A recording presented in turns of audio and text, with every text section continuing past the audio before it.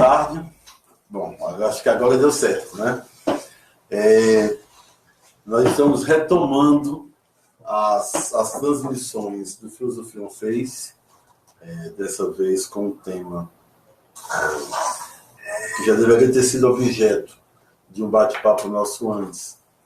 Não foi, porque a gente estava se reorganizando para a retomada, mas dessa vez, então, com a companheira, professora do Instituto Federal do IFSE, no curso de Serviço Social no campus de Iguatu, mestre em Sociologia, doutora em Serviço Social pelo UFRJ, Cíntia Studas. Bem-vinda, Cíntia. Obrigada. E, bom, a ideia é a gente começar, eu acho que não vai ser essa única transmissão, o único papo que a gente vai ter sobre essa questão das drogas, da guerra às drogas, do genocídio da juventude negra, etc. É um primeiro bate-papo. Né? A Cíntia fez agora, a sua tese de doutorado foi sobre essa questão, né? Sim. Então vamos começar falando de sua tese, assim, rapidamente, para a gente conhecer o seu trabalho acadêmico. Então, boa tarde a todos e todas que estão assistindo. Agradecer ao professor Emiliano pelo convite. É uma honra voltar à minha casa, porque estudei e me formei aqui na UES, na graduação em Serviço Social, e também fiz algumas disciplinas aqui no CH, além de uma participação sempre efetiva nas atividades políticas e festivas do CH. Então, defendi a minha... Sim, porque tinha o básico aqui, né? Tu época do básico aqui? Não, mas eu fazia... da atividade do centro acadêmico. Do centro acadêmico e do DCE, e fiz algumas disciplinas optativas aqui, que eu sempre achei bastante interessante, as disciplinas e as grades da filosofia e das ciências sociais, que no período de ciências sociais ainda era aqui. Exato. Então, defendi recentemente a tese de doutorado, que foi sobre questão social, drogas e serviço social. Direções das respostas teórico-políticas da profissão. Então, eu busquei compreender a relação entre as drogas e a questão social, e a partir disso, como a minha profissão, o serviço social, como uma profissão inserida na divisão sociotécnica do trabalho, que participa ativamente das políticas sociais, elabora aí suas respostas profissionais em relação à questão das drogas.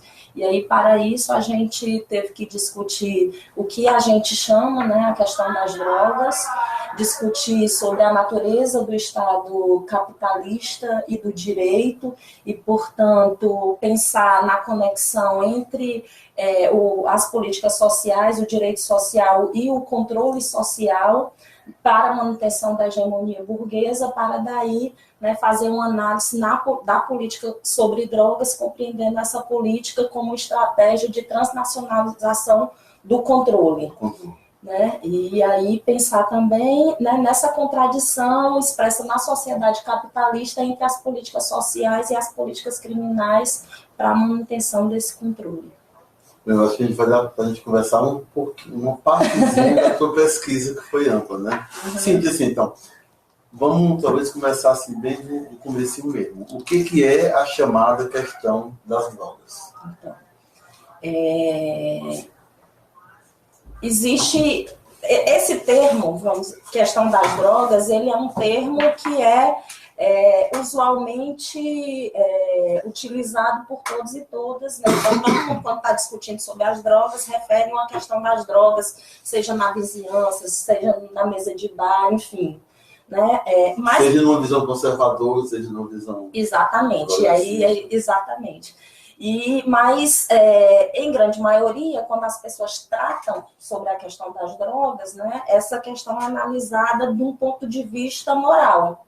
Né, em grande maioria, inclusive, relacionando, né, um determinado poder sobrenatural dessas substâncias em relação a uma escravização, a um domínio sobre as pessoas. Então, uma primeira reflexão que a gente faz, quando a gente fala de uma questão das drogas, a gente está falando de uma questão das relações sociais produzidas, ou seja, as relações travadas entre homens e mulheres com essas substâncias. Então, a questão das drogas não seria a questão química desta substância, mas sim como é que elas se inserem nas relações, ou como a gente constitui relações em torno delas. Exatamente, até porque as drogas, ou seja, as substâncias psicoativas, elas são anteriores e exteriores aos homens e às mulheres, elas estão dadas pela natureza, estavam lá há milhares de anos e, né, foram nós, homens e mulheres, que passamos a estabelecer algum tipo de relação com essas substâncias. E na maior parte da história da humanidade, essa relação ela não foi problemática, essa relação ela não foi conflituosa. Então, inclusive, a própria antropologia refere que em todas as sociedades humanas se teve algum tipo de relação dos homens e mulheres com essas substâncias, usos terapêuticos, usos alimentares, usos recreativos, enfim. Mas só a partir de um dado momento da história, né, que é na modernidade capitalista, precisamente, né, a partir do século XIX, é que essa relação ela passa a ser considerada problemática para o Estado e para a sociedade. E é justamente num período também determinado do capitalismo, que é no período, né, do capitalismo dos monopólios, quando essas substâncias elas passam a ser alvo das disputas intercapitalistas. Então, a partir disso, né, a gente passa a problematizar, então, o que seria essa questão das drogas e quais são as determinações dessa questão. Então, a primeira determinação dessa questão das drogas é a gente pensar, né, que essa relação, ou seja, um problema sobre as drogas, ele passa a existir a partir do momento que essas substâncias psicoativas, elas emergem como mercadorias inseridas na produção capitalista. Uma segunda determinação da questão das drogas é quando determinadas substâncias psicoativas elas passam a ser proibidas, ou seja, a produção, o comércio e o consumo de algumas das substâncias psicoativas que foram tornadas ilícitas. E uma terceira determinação para a gente pensar essa questão das drogas contemporânea, né, é justamente a partir dos anos 70, do momento, né, de um novo padrão de acumulação capitalista a partir da crise estrutural do capital. Então, a crise dos anos 70. Exatamente, a crise dos anos 70, né, e da reconfiguração da acumulação capitalista, né, do modelo fordista keynesiano para a acumulação flexível e, sobretudo, a partir da reestruturação produtiva, né, do neoliberalismo e da reorganização das políticas de proteção social para, né, então, políticas favorecedoras do capital financeiro, que isso vai implicar um processo de recrudescimento da questão social e, ao mesmo tempo, né, de uma marginalização avançada, conforme Lacan, né, fala, e de um deslocamento do Estado social para o Estado penal. E aí, a partir disso, a adoção pelos Estados, em nível internacional, da proibição como forma de regulação das relações dos homens e mulheres com essa substância e da política de guerra às drogas. Então, assim, eu queria voltar para a segunda característica que colocaste, ainda antes dessa terceira. A proibição de algumas. Isso se daria pelo quê? Porque, de algum modo, isso se incompatibiliza com esse fundo do trabalho? Ou... Sim, né? Porque, na verdade, há várias motivações, não há uma motivação, né, para a emergência e para a consolidação do proibicionismo, mas um dos elementos, né, que se fala é justamente a partir de uma universalização de uma ética do trabalho, né, e da consideração de que o consumo de algumas substâncias atrapalharia, né, esse corpo, né, docilizado e necessário para a sociedade industrial, né? Uma outra questão é a própria perseguição de determinadas minorias étnicas. Então, no mundo todo, né, a história da proibição, ela também se relaciona à história da perseguição de algumas minorias étnicas. Quer dizer, a proibição é um dispositivo, digamos assim, de controle de população, de governo de populações. Né? Exatamente. Eu me lembro daquele filme mais antigo sobre o Pantera, sobre o Partido dos Panteras Negras, que termina justamente, quer dizer, o filme termina com a liberação de distribuição, de distribuição de drogas no gueto, né? Como uma forma de desorganização, de desmoralização do movimento negro norte-americano. Né? Sim. Algo que a gente pode pensar. Então, se a gente pensar mais ou menos como modelo, né? Quer dizer, uma espécie assim, de proibicionismo, mas também de liberalização controlada pelo Estado para fins políticos, Sim. digamos assim, algo aconteceu, por exemplo, nas favelas do Rio de Janeiro, né? Na necessidade de combater, seja o projeto do Brizola, seja o movimento social ascendente no início dos anos 80. Né? Então nessa chave de leitura, de pensar o proibicionismo como uma estratégia e um dispositivo de controle social punitivo das classes consideradas perigosas, né, de frações pauperizadas, insubordinadas, vamos assim dizer, da classe trabalhadora, no mundo todo, e particularmente, vamos pensar a realidade brasileira, o proibicionismo, a partir do direito penal, porque a gente não pode pensar o proibicionismo deslocado do Estado e do direito, né, e da sua funcionalidade política e econômica, né? Então, e aí, pensando inclusive a partir dos teóricos da criminologia crítica, né, é importante a gente se pensar por que determinadas condutas elas são proibidas e quem são as pessoas, né, que são selecionadas para responder criminalmente por essas condutas proibidas, né? Então, a proibição não só das drogas, mas outras proibições, né, elas são, a proibição ela é utilizada como instrumento funcional a esse sistema penal, né, que existe para manter determinada estrutura e a reprodução dessa estrutura. No caso, o direito penal das drogas, da guerra às drogas, né, que aqui no Brasil, a partir de 1970, sobretudo a partir da ideologia de segurança nacional, né, se trabalha com essa ideia de inimigo interno. Então, se no período da ditadura militar esse inimigo interno era o comunista, né, o subversivo, né, a partir da segunda década dos anos 70 e dos anos 80, né, com a retomada, vamos aí dizer, do Estado Democrático de Direito, há um deslocamento desse inimigo interno, né, para agora a figura do traficante, diga-se do jovem negro morador de periferia. Então, atualmente, né, a gente fala que, na verdade, esse direito penal da guerra às drogas é o direito penal do inimigo, encarnado na figura do jovem negro morador de periferia. E aí, portanto... do espectro das classes perigosas. Exato. Quer dizer, a lógica do inimigo interno é a lógica... Então, assim, a lógica da guerra às drogas é a lógica social do inimigo interno. Exato. Então, portanto, a guerra às drogas quer dizer, uma expressão da questão social nesse sentido. Exatamente, nesse sentido.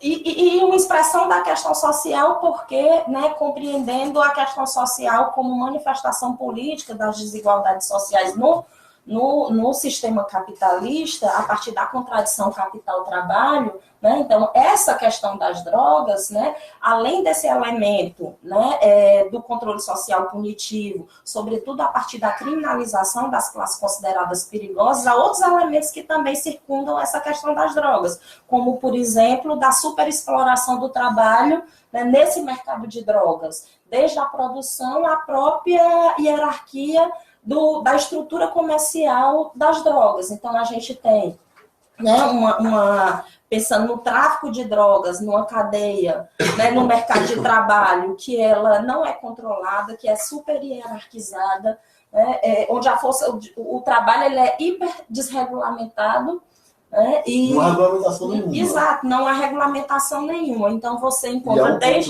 um controle direto sobre o corpo. Sim. Né? Via organização armada das empresas capitalistas de produção e comércio. Né? Exatamente. Tanto no sentido da produção de mais-valia, né? Lá no momento da produção, né? A liquidez, vamos dizer assim, a realização dessa mais-valia no âmbito do mercado e a lavagem das volumosas cifras, né? da produção desse mercado ilegal pelo mercado financeiro. Inclusive, não sei se você sabia, em 2008, quem salvou, né, o mercado financeiro, os bancos da grande crise, foi justamente o tráfico de drogas. Porque naquele momento, que foi uma crise de superacumulação, de superespeculação, digo, né, o mercado ele necessitava de liquidez. E só quem tinha dinheiro era o tráfico de drogas. Então, naquele momento... Interessado em legalizar. Em legalizar. Então, as regras, inclusive do mercado financeiro, em 2008, naquele momento, ficaram super flexíveis, justamente para absorver, né, essa liquidez que o mercado financeiro necessitava. Então, há toda uma engrenagem de interesses relacionadas à proibição. Assim, qual seria, assim... A lógica a gente já discutiu um pouco, a lógica social da guerra às drogas, né? A partir dessa lógica social do combate ao inimigo interno, né? Que é socialmente determinado, a classe social e tal. Do ponto de vista econômico ou político, qual é o objetivo da guerra às drogas? O lucro. Né? O lucro, porque a política de guerra ela é funcional tanto para a hipervalorização da mercadoria, porque quanto mais difícil fica a produção e a sua circulação... Se a polícia sobe no morro, a droga aumenta de preço no asfalto. Sim.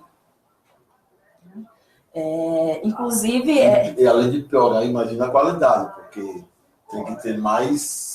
Tem que aumentar mais mistura com coisas para aumentar a quantidade oferecida. Né? Justamente porque a proibição também, ela determina o não controle dessas substâncias. Então, né, há um hiperfracionamento, né, em relação a isso. Se a gente pensar, por exemplo, a pasta base de cocaína lá na produção na Bolívia, o quilo sai em torno de $10. Né? E aí, quando ele é transportado, né, a pessoa que recebe, já é $100.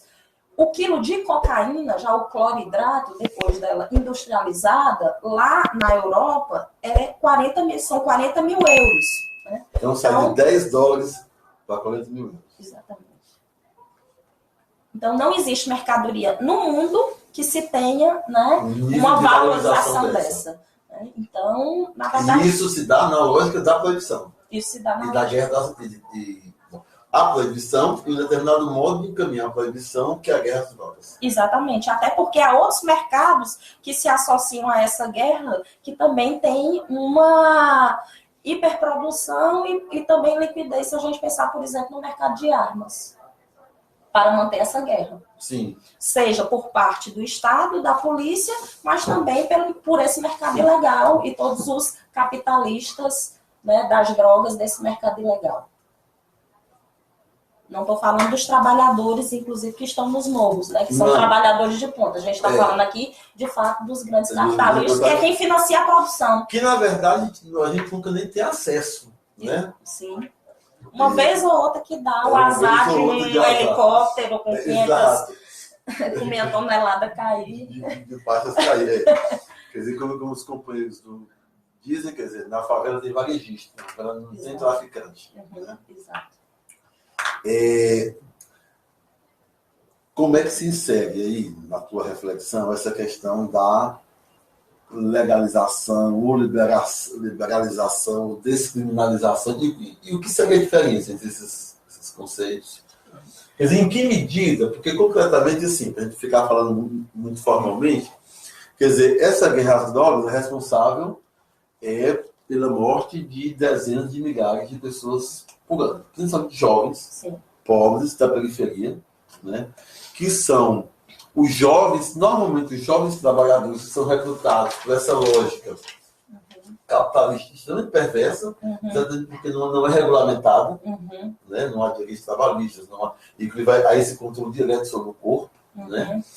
Então, a guerra às drogas, concretamente, não tem como objetivo, eu acho importante talvez frisar isso, não teria como objetivo diminuir o acesso às drogas? Não, na verdade o discurso é esse, né? O proibicionismo, ele se consolida, e a política de guerra, a partir do discurso da proteção, né? Com base no Estatuto Médico-Jurídico. Então, de um entendimento e um discurso médico de que essas substâncias elas são danosas à saúde e, portanto, elas precisam ser proibidas, e aí todo um estatuto criminal em relação à proibição dessas mercadorias. Mas esse é o discurso, né? Então, na verdade, a essência, né, o que está posto na sua intencionalidade é justamente, né, o lucro e o controle de populações consideradas perigosas ou supérfluas para o capital. Porque não é só o controle, mas o genocídio também é genocídio dessas populações. Então, quer dizer que não tem absolutamente nada a ver com controlar no sentido de disciplinar, mas tem de controlar no sentido de fazer desaparecer. Exatamente. Que é uma parcela da população absolutamente inaproveitável. Inaproveitável, e ela pode... E talvez o único proveito seja o da valorização dessas mercadorias. Exatamente, dessas pessoas participarem, né, do processo de valorização dessas mercadorias. Inclusive a morte, né? Sim, né? Porque se a gente pensar, de fato, qual é o resultado, né, desses vários anos, quase 60 anos aí de proibição e de política de guerra às drogas, a gente vai perceber que o que a gente tem é um encarceramento em massa, né, dessa população, da juventude pobre, negra, moradora de periferia. Se a gente pensar que hoje nós temos 726 mil pessoas encarceradas no Brasil, e de que 1/3 dessa população está lá vinculada, né, ao comércio dessas mercadorias proibidas. Né? Em relação às mulheres, esse índice vai lá para cima. Né? Então, são 67% das mulheres encarceradas tem a ver com isso. Né? Ao mesmo tempo, além desse encarceramento, que ele produz, inclusive, uma nova segregação, porque as pessoas que passam pelo sistema penal, né, elas ficam imobilizadas depois, né, quando saem do presídio, por toda uma ordem de estigmas relacionadas a essas pessoas, inclusive uma lógica, né, de manutenção do pequeno valor da força de trabalho dessas pessoas, porque essas pessoas, né, jamais conseguem se inserir novamente no mercado formal de trabalho. E fica submetido, portanto, a mesma lógica. Né? Além disso, a gente tem o massacre e o genocídio de uma parcela da população, né? Que é justamente essa parcela, né, da população jovem negra, que aí, né, esse direito penal do inimigo, da guerra às drogas, ele autoriza o Estado a matar. Né? Veja o caso, por exemplo, da chacina do Curió, que a gente teve aqui, que 12 ou 13 pessoas foram mortas, e o motivo né, essas pessoas supostamente tinham algum envolvimento com o tráfico de drogas. Que é a nova categoria, envolvimento. Envolvimento. Né? Ou a situação do jovem que foi morto, assassinado, semana passada, não só ele, mas 12 pessoas, eu acho que foram mortas pelo helicóptero da polícia lá na Maré. Então, o Estado, ele mata, né, assassina e com autorização. Inclusive, nos últimos anos, cresceu enormemente o que é chamado os autos de resistência, que é quando a polícia mata, né? E aí é justificado que foi em confronto e, portanto, né, notificado como auto de resistência. Então, que, aliás, preciso dizer, é um instrumento da ditadura, constituído exatamente no combate à luta armada. a guerra urbana nos anos 70. Exatamente. Então, se houve resistência armada, eu tenho direito a matar. Então, veja toda a lógica da ditadura militar e dessa política beligerante, né, fundada na perspectiva de guerra, de eliminação do inimigo, ela foi deslocada então, justamente... talvez seja necessário deixar claro, assim, a guerra às drogas mata, e mata muito mais do que o uso das drogas. Sim. Né? E mesmo o uso das drogas, é importante também que se você colocou numa questão fundamental, porque a quantidade de mortes por overdose ou intoxicação relacionada ao uso, ela também tem a ver com a proibição. Com a proibição. Né? Porque tem a ver com a falta de qualidade, né, dessas substâncias, porque como a lógica do mercado é o lucro e não há controle nenhum sobre essa alta lucratividade, né? Então essa substância ela é misturada e fracionada com várias outras substâncias que são, né, fazem muito mal e são mortais. Mas também pela própria lógica da desassistência do Estado, porque as pessoas, os consumidores de drogas, né, como existe todo um estigma e uma ausência de política do Estado, posto pela proibição também em relação a essas pessoas, elas também morrem por desassistência do Estado. Então, a proibição, né, então, né, existe um ditado bem do senso comum que nas campanhas do passado dizia as drogas matam, né? Então, na verdade, a gente teria que redefinir essa frase para dizer a proibição mata. Uma campanha dos anos 80. As drogas matam. Droga mata. Coisa assim. Então, a proibição mata. A proibição mata. A proibição e a guerra. Né? Então, a proibição, ela mata pela guerra, né? Pela má qualidade, pela desassistência. E pela, talvez, uma coisa assim, bom, eu sou fumante, mau exemplo, né? Vou deixar de fumar em algum dia. Mas, enfim, há todo um processo, quer dizer, os cigarros não são proibidos, mas houve durante décadas um processo de discussão, de educação. E hoje eu vejo muito menos gente fumando do que há 20 anos atrás, 30 anos atrás. Quer dizer, a questão das drogas se tornou um tabu, que é quase enfim, há um problema moral. Eu me referi a essa questão. Não se fala sobre isso com crianças, não se fala sobre isso na hora do almoço da família, não se fala, né? Simplesmente, a não ser para dizer, deve ser evitado, isso mata, isso não é bom, né?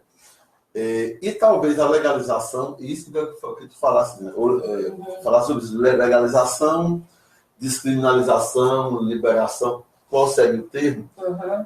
Mas, enfim, um trato mais público com a questão, sem ser numa lógica proibicionista, talvez, inclusive, constituísse uma relação mais saudável, tanto dos indivíduos como da sociedade com essas substâncias, né? Então, a gente pode dizer que hoje em dia existe uma liberalização das drogas. Porque não existe regulação nenhuma sobre a produção, o comércio e o consumo. Sim, se não há regulamentação, tem liberalização. Exatamente. Então, qualquer pessoa pode chegar num lugar, no ponto de comércio, e não pergunta qual idade você tem, se você pode ou não comprar, né, se tem idade, se você pode ou não, por exemplo, dirigir sob efeito de substâncias.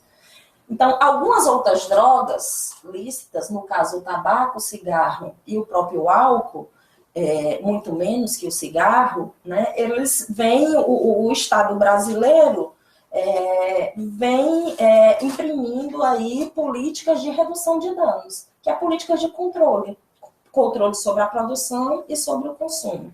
Então, hoje em dia, né, em grande parte já é consenso dos especialistas que compreendem a questão das drogas a partir de um ponto de vista crítico, ou seja, né, que são mercadorias e que na sociedade capitalista, a produção, o comércio e o consumo dessas mercadorias, eles devem estar reguladas, inclusive para garantir a segurança do consumidor, para que o Estado arrecade sobre essa produção e esse consumo e que possa, a partir de impostos, né, devolver parte disso, né, para a sociedade em termos de serviço.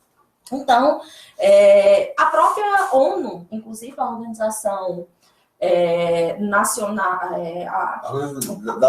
a Organização das Nações Unidas, eu misturei com a OMS, a Organização Mundial da Saúde, e a UNODO, que é o escritório da ONU para combate ao crime, todos os relatórios apontam o fracasso exitoso da proibição.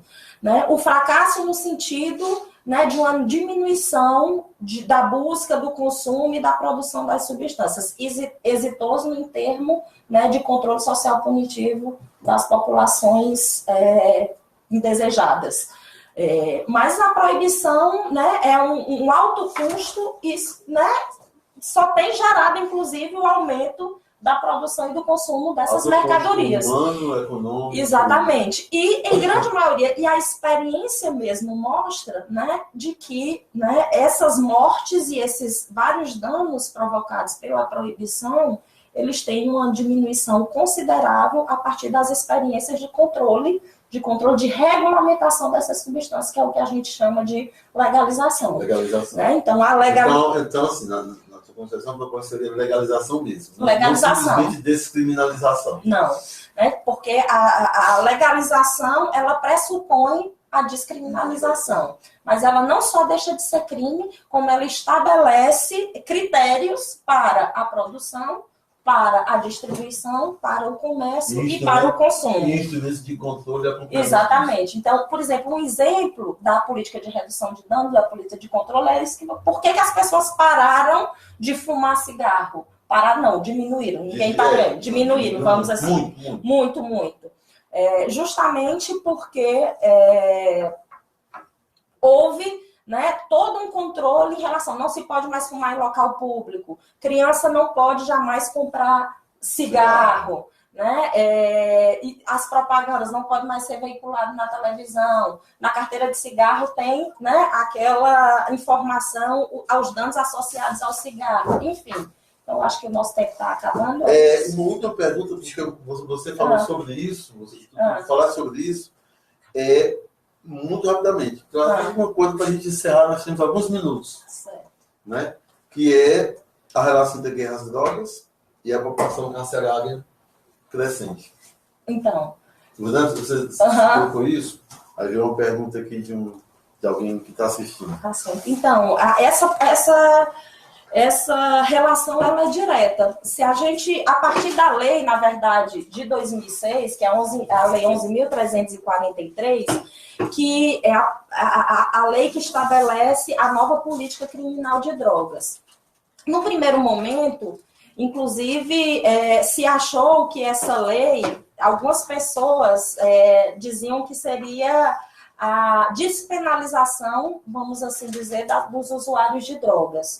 Mas que, de fato, essa lei, ela houve uma redução no sentido do encarceramento. Ela previa, essa lei, em princípio, que seria um desencarceramento para os usuários, os consumidores. Ao mesmo tempo, essa lei, né, ela previa um aumento dos anos para o encarceramento das pessoas consideradas traficantes. Porém, um grande problema da lei 11.343, porque ela não estabelece critérios objetivos para diferenciar quem é usuário e quem é traficante. E diz a lei que o operador, né, do sistema de justiça, seja o policial, seja o promotor, o delegado ou o juiz, vai avaliar as circunstâncias, a quantidade e o contexto para classificar se a pessoa é usuário ou traficante. Ora, né, a gente sabe que o nosso sistema penal,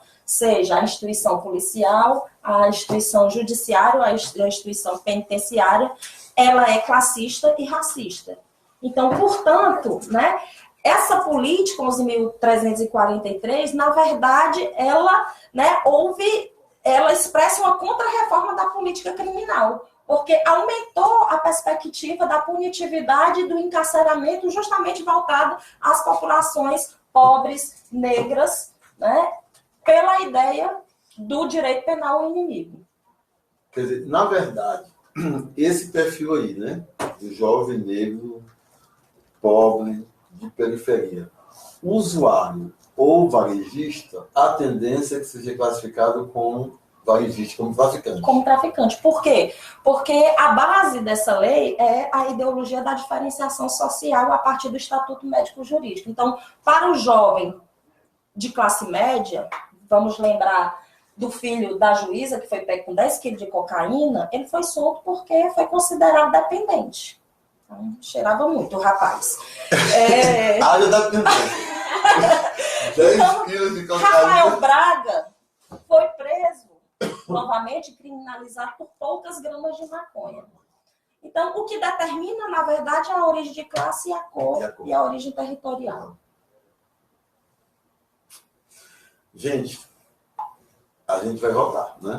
Vamos. Porque nosso horário ali já terminou. Companheiros, é o seguinte, eu tinha esquecido para pedir para você, assim que começou a nossa conversa, ficar compartilhando. Mas como o vídeo fica aí, se você puder compartilhar na tua linha, na tua timeline, nos grupos de que você participa, enfim, seria legal para que essa discussão tenha alguma repercussão, que o objetivo do nosso projeto de extensão Filosofia fez é exatamente trazer essas questões que nos coloca a nós do curso de filosofia, né, frente às questões da realidade, né, as questões do real, para alimentar um pouco a nossa reflexão, enfim. Então a gente está aqui hoje, né, com a Cíntia Studat, doutora em Serviço Social pela UFRJ, onde acabou de defender uma tese sobre essa questão, professora do curso de Serviço Social do IFCE, assistente social formado aqui pela UES, né? E amiga de muitos anos. É uma alegria te ter aqui. Tá? Eu que agradeço e vamos voltar e talvez discutindo inclusive as resistências, os movimentos sociais antiproibicionistas e as diferentes perspectivas ético-políticas de direção, né, em relação à legalização, porque não existe só uma perspectiva, né, inclusive tem avançado a perspectiva de legalização, sobretudo da maconha em alguns países, mas infelizmente muito pela mediação do mercado. E há outras perspectivas que a gente defende, inclusive, como forma de enfrentamento ao genocídio e à política de guerra. Então, vamos marcar. A gente voltar a discutir isso. Gente, obrigado e divulguem aí o nosso vídeo. Um abraço.